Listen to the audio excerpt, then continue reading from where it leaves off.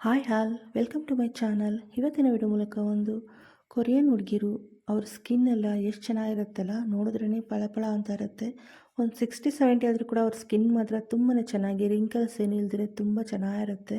ಅವರು ಯೂಸ್ ಮಾಡೋ ಥರ ಆ ಥರ ಇರುತ್ತೆ. ಬಟ್ ನಾವು ಅದೇ ಥರ ಯೂಸ್ ಮಾಡ್ಕೋಬೇಕು ಅಂದರೆ ಎಷ್ಟೆಷ್ಟು ದುಡ್ಡು ಕೊಟ್ಬಿಟ್ಟು ಪಾರ್ಲರ್ಗೆ ಹೋಗ್ಬಿಟ್ಟು ಮಾಡಿಸ್ಕೊತಾ ಇರ್ತೀವಿ. ಬಟ್ ಅದು ಪ್ರೆಸೆಂಟ್ ರಿಸಲ್ಟ್ ಇರುತ್ತೆ ಮತ್ತು ಸೇಮ್ ಅದೇ ಥರ ಇರುತ್ತೆ. ರಿಂಕಲ್ಸ್ ಇರೋದು ಮತ್ತು ಗ್ಲೋ ಇಲ್ದಿರ ಇರೋದು ಆ ಥರ ಆಗ್ತಾ ಇರುತ್ತೆ. ಬಟ್ ಮನೆಯಲ್ಲೇ ಖರ್ಚಿಲ್ಲದಿದ್ರೆ ಈ ಥರ ಮಾಡ್ಕೊಳ್ಳಿ, ತುಂಬಾ ಚೆನ್ನಾಗಿ ರಿಸಲ್ಟನ್ನು ಸಿಗುತ್ತೆ. ಫಸ್ಟ್ ಅನ್ನೋದು ನಾನು 2 ಇಂಚಷ್ಟು ಶುಂಠಿ ತೊಗೊಂಡಿದ್ದೀನಿ. ಇದು ಚಿಕ್ಕ ಚಿಕ್ಕದಾಗಿ ಕಟ್ ಮಾಡ್ಕೋಬೇಕು. ಚೆನ್ನಾಗಿ ವಾಶ್ ಮಾಡಿಕೊಂಡು ಒಟ್ಟಿರುತ್ತಲ್ಲ ಅದ್ರ ಮೇಲೆ ಸಿಪ್ಪೆ ಸಮೇತ ಕೂಡ ನಾವು ಕಟ್ ಮಾಡ್ಕೋಬೇಕು, ಸಿಪ್ಪೆ ತೆಗಿಬಾರ್ದು. ಈ ಥರ ಇದು ನಾವು ಶುಂಠಿ ಸೇರಿಸ್ಕೊಳ್ಳೋದ್ರಿಂದ ನಮ್ಮ ಮುಖದಲ್ಲಿ ಎಷ್ಟೇ ರಿಂಕಲ್ಸ್ ಇದ್ರೂ ಕೂಡ ಅದು ಕಡಿಮೆ ಆಗುತ್ತೆ. ಇನ್ನೊಂದು ಪ್ಲೇಟ್ ತೊಗೊಂಬಿಟ್ಟು ಆಲೋವೆರಾ ತೊಗೊಂಡಿದ್ದೀನಿ. ಇದು ನ್ಯಾಚುರಲ್ ಆಗಿರೋದೇ ಆಲೋವೆರಾ ತೊಗೋಬೇಕು. ಅಂಗಡಿಯಲ್ಲಿ ಸಿಗುತ್ತಲ್ಲ ಅದು ಜೆಲ್ಲೇನ ಸೇರಿಸ್ಬಾರ್ದು. ಇನ್ ಕೇಸ್ ಒಬ್ಬೊಬ್ಬರಿಗೆ ಈ ಥರ ಆಲೋವೆರಾ ಜೆಲ್ ಅಂದರೆ ಆಗೋದಿಲ್ಲ, ಇಚ್ಚಿಂಗ್ ಥರ ಆಗ್ತಾ ಇರುತ್ತೆ, ಅಂಥವ್ರು ಬೇಕಾದರೆ ಸೇರಿಸ್ಕೋಬೋದು. ಬಟ್ ಈ ಇದಕ್ಕೆ ರಿಂಕಲ್ಸ್ಗೆಲ್ಲ ನ್ಯಾಚುರಲ್ ಇರೋದೇ ತಗೊಳ್ಳಿ, ತುಂಬ ಚೆನ್ನಾಗಿ ಯೂಸ್ ಆಗುತ್ತೆ. ಅದರಲ್ಲಿರೋ ಅರ್ಧಕ್ಕೆ ಕಟ್ ಮಾಡಿಕೊಂಡು ಲೋಳೆ ಇರುತ್ತಲ್ಲ ಅದನ್ನು ಚೆನ್ನಾಗಿ ಅದನ್ನು ಒಂದು ಸ್ಪೂನ್ ತೊಗೊಂಡು ನಾವು ಹಾಕ್ಕೋಬೇಕು. ಅದೊಂದು ಸತಿ ವಾಶ್ ಮಾಡ್ಕೊಂಡು ಹಾಕ್ಕೊಳ್ಳಿ, ಯಾಕಂದರೆ ಅದಕ್ಕೆ ಗ್ರೀನ್ ಕಲರ್ ಥರ ಲೋಳೆ ಥರ ಬರುತ್ತಲ್ಲ ಅದೆಲ್ಲ ಹೊಟ್ಟೋಗ್ಬೇಕು. ಏನಾದರೂ ಗ್ರೀನ್ ಕಲರ್ ಥರ ಇದ್ದರೆ ಏನಾಗುತ್ತೆ ಅಂದರೆ ಹಿಚ್ಚಿಂಗ್ ಅನ್ನೋದು ಸ್ಟಾರ್ಟ್ ಆಗುತ್ತೆ. ಒಂದು ಸತಿ ನೀಟಾಗಿ ಕಟ್ ಮಾಡ್ಕೊಂಡ್ಮೇಲೆ ವಾಶ್ ಮಾಡ್ಕೊಂಬಿಟ್ಟು ಈ ಥರ ಅದರ ಒಳಗಡೆ ಇರೋ ಗೊಜ್ಜನ್ನು ತೊಗೊಂಡ್ರೆ ನಮಗೆ ಇಚ್ಚಿಂಗ್ ಆ ಥರ ಏನೂ ಆಗೋದಿಲ್ಲ. ಇದು ತೊಗೊಂಡು ನಾವು ಶುಂಠಿ ಕಟ್ ಮಾಡ್ಕೊಂಡಿದ್ವಲ್ಲ ಜಾರ್ಗೆ ಅದಕ್ಕೆ ಸೇರಿಸ್ಕೊಂಡು ಚೆನ್ನಾಗಿ ಇದನ್ನು ನುಣ್ಣಗೆ ಪೇಸ್ಟ್ ಮಾಡ್ಕೋಬೇಕು.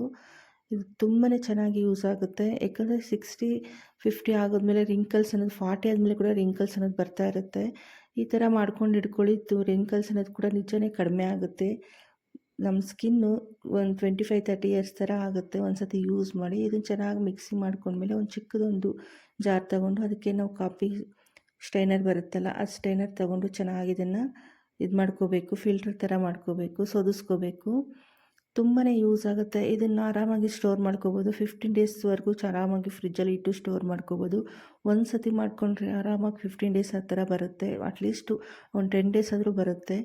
ಇದು ಚೆನ್ನಾಗಿ ಇದನ್ನು ಜಾಸ್ತಿ ಇಂಗ್ರೀಡಿಯೆಂಟ್ ಏನು ಬೇಕಾಗಿಲ್ಲ, ಆರಾಮಾಗಿ ಮನೇಲಿರೋ ಪದಾರ್ಥಗಳನ್ನೇ ಮಾಡ್ಕೋಬೋದು. ಬಟ್ ಒಂದು ಇಂಗ್ರೀಡಿಯೆಂಟ್ ಕಂಪಲ್ಸರಿ ಇದಕ್ಕೆ ಸೇರಿಸ್ಕೋಬೇಕಾಗುತ್ತೆ, ಅದನ್ನು ಮಾತ್ರ ನಾವು ತೊಗೊಬರ್ಬೇಕಾಗುತ್ತೆ. ಇನ್ನು ಮಿಕ್ಕಿದ್ದೆಲ್ಲ ಮನೇಲಿರೋ ಪದಾರ್ಥಗಳಿಂದ ಮಾಡ್ಕೋಬೋದು. ತುಂಬಾ ಚೆನ್ನಾಗಿ ಯೂಸ್ ಆಗುತ್ತೆ. ಯಾರ್ಯಾರು ಜಾಸ್ತಿ ರಿಂಕಲ್ಸ್ ಇರುತ್ತೋ ಅಂಥವರು ಈ ಥರ ಯೂಸ್ ಮಾಡ್ತಾರೆ. ಸೇಮ್ ನಮಗೆ ಕೊರಿಯನ್ ಹುಡುಗಿರು ಯಾವ ಥರ ಇರುತ್ತೋ ಅವ್ರ ಸ್ಕಿನ್ ಯಾವ ಥರ ಇರುತ್ತೋ ಅದೇ ಥರ ನಮಗೆ ರಿಂಕಲ್ಸ್ ಇರೋದು ತುಂಬ ಚೆನ್ನಾಗಿ ಡಲ್ನೆಸ್ ಎಲ್ಲ ಕಡಿಮೆ ಆಗಿ ಬ್ರೈಟ್ನೆಸ್ ಅನ್ನೋದು ಆಗುತ್ತೆ. ಇದು ಚೆನ್ನಾಗಿ ಮಿಕ್ಸ್ ಮಾಡಿ ಈ ಥರ ಇರಬೇಕು. ಚೆನ್ನಾಗಿ ಮಿಕ್ಸ್ ಮಾಡ್ಕೊಂಡ್ಮೇಲೆ ಇದಕ್ಕೆ 1 ಟೇಬಲ್ ಸ್ಪೂನಷ್ಟು ಬೇವಿನ ಸೊಪ್ಪು ಇರುತ್ತಲ್ಲ ಅದು ಆಯಿಲ್ ಸಿಗುತ್ತೆ, ನಿಮ್ಮ ಆಯಿಲ್ ಅಂತ, ಅದು ಕಂಪಲ್ಸರಿ 1 ಟೇಬಲ್ ಸ್ಪೂನಷ್ಟು ಸೇರಿಸ್ಕೋಬೇಕು. ಅದರಿಂದ ತುಂಬಾ ನಮಗೆ ರಿಸಲ್ಟನ್ನು ಸಿಗುತ್ತೆ. ಇದೆಲ್ಲ ಅಂಗಡಿಗಳಲ್ಲೂ ಸಿಗುತ್ತೆ. ಇದು 1 ಟೇಬಲ್ ಸ್ಪೂನಷ್ಟು ಹಾಕ್ಬಿಟ್ಟು ಚೆನ್ನಾಗಿ ಇದನ್ನು ಒಂದು 2 ನಿಮಿಷ ಚೆನ್ನಾಗಿ ಮಿಕ್ಸ್ ಮಾಡ್ಕೋಬೇಕು. ಅದೆಲ್ಲ ಫುಲ್ಲು ನಮಗೆ ಕ್ರೀಮ್ ಥರ ಆಗಬೇಕು.